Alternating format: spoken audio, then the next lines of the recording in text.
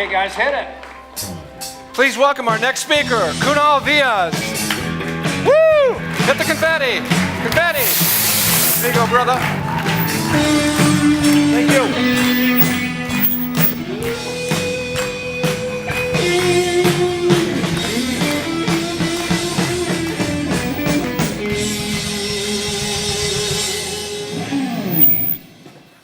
Brothers and sisters of Indianapolis, namaste.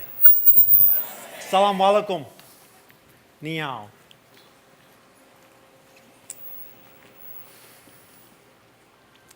I'm so excited to be here.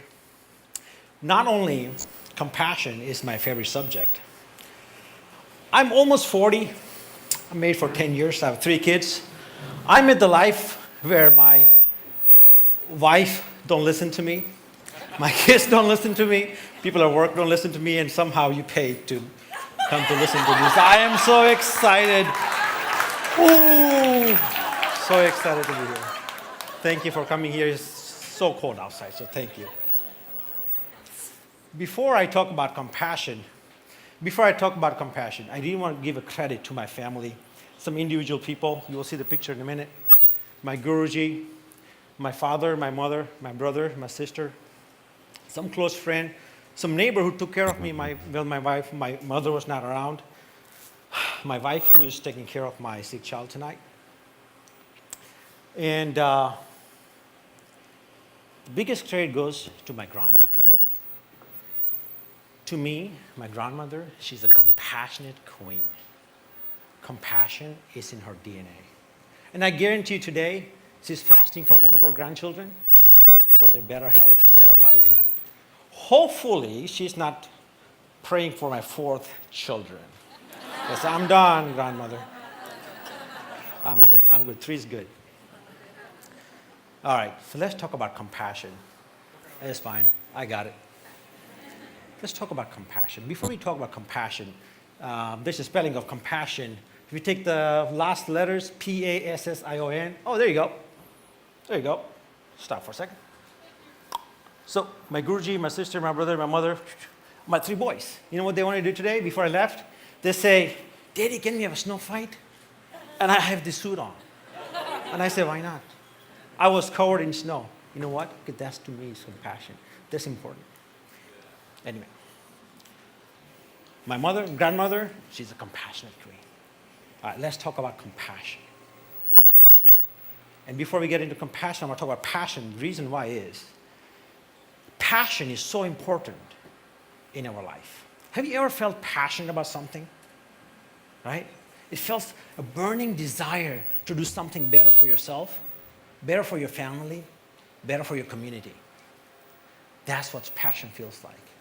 To me, passion, the support from the family and friends, that's oxygen. The love is an oxygen. The heat that produced from the candle, the passion, that is compassion. That is compassion. However, passion is not enough. You need something else. You need purpose. When passion meets purpose, your passion turns into a bonfire. And that's when, my friends, people feel your compassion. You need passion and you need purpose. And I believe there's great individuals here, Mahatma Gandhi, Mother Teresa, Nelson Mandela. They were not only had a passion, but had a compassion. They had purpose in their life for humanity, mankind. But what we do in real life, I like to talk about reality more than anything else. We find a passion. Actually, I'm going to do a quick science project here. Let me see, 1 second. What do? We have a passion. Let's do this. Sorry about this. All right. This is our passion. Boop. And I'm going to light a fire. You're safe. All right. Come on. This is our passion. What happens throughout the life? We get lots and lots of shit in our life. All right?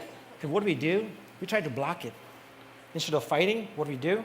We put ourselves into the, I call it limitation bar. We put ourselves in the limitation. Now, when you do that, you're blocking the love and support from your family, and people are feeling the heat from you. All right. So, I call this a shit wall. You block the love and support from our family.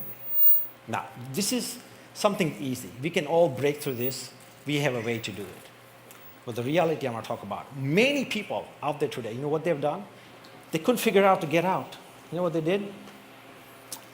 They completely locked themselves outside of the world. And when you do that, my friends, there's no oxygen, there's no love, there's no compassion, there's no passion. You are dead inside. You'll see. There's no oxygen, it'll turn off.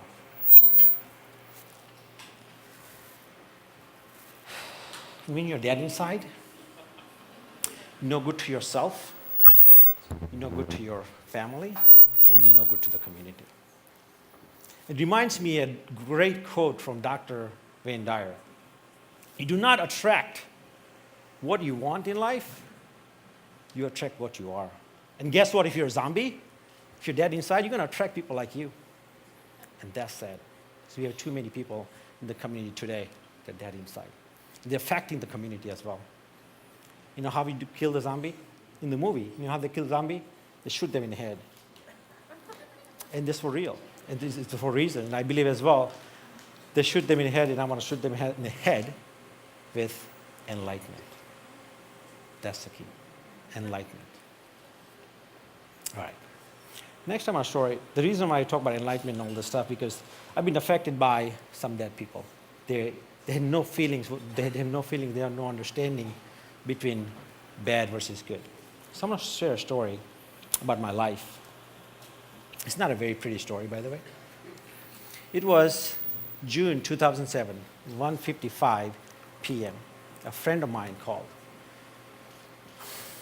There's a robbery at the motel where my parents worked, and they're injured. So I asked myself, I understand the robbery, because I was personally being robbed on a gunpoint. But the injury didn't make sense to me. I rushed to the hospital. I found out there were two black men.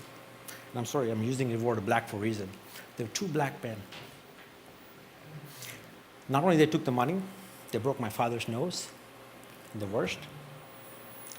One person saw my mother on the phone. She was talking to her brother. He beat her brutally. This was 4 months before my marriage. It wasn't funny to me. Well, life moved on. All I wanted cops to find them. I was hoping they'll find them, and I can use every medical surgical instrument on those two people and cut them open, do worst thing possible. And I'm coming from a non-violent country. India, Gandhi was there, and we learned all this stuff. Well, after a time, cop never found it. And I was left with this hate in my heart. So this hate from those two black people, it grew to the black community. I became racist.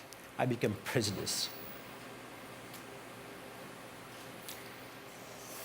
I wasn't bad to them, but I kept my distance. I think the term is passive racist. Well, God was gracious to me. I met friends like this in front row. I went through a transformation. That was a huge, huge help to me. And through this transformation, I was infected by a virus called humanity. And I started doing projects like this, helping people out, homeless people, did a lot of painting in the church and many other community service. One of the service I did, it was the Papa John Pizza project that I think was just about this time last year. And this gentleman right there,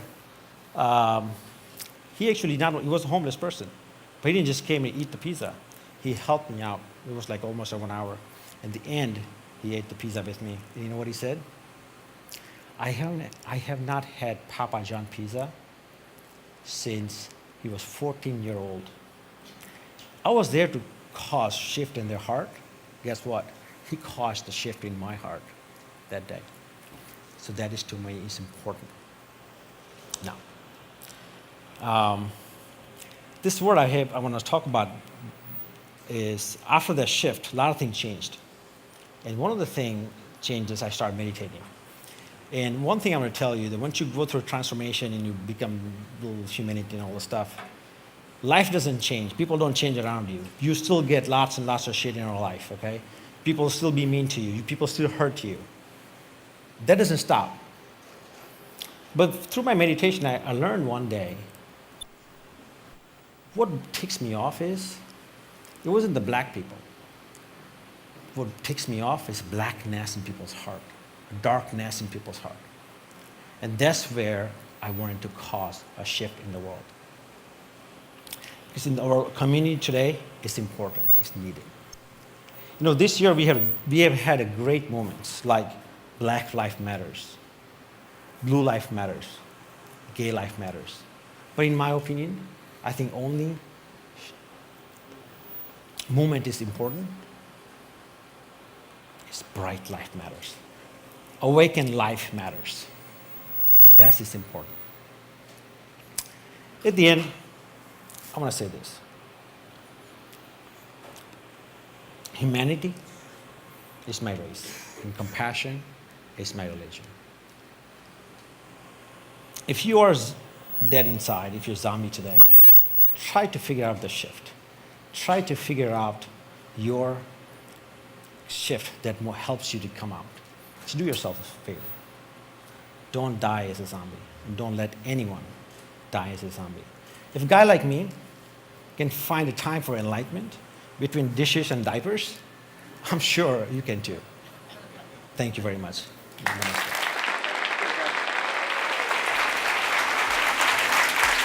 Right on.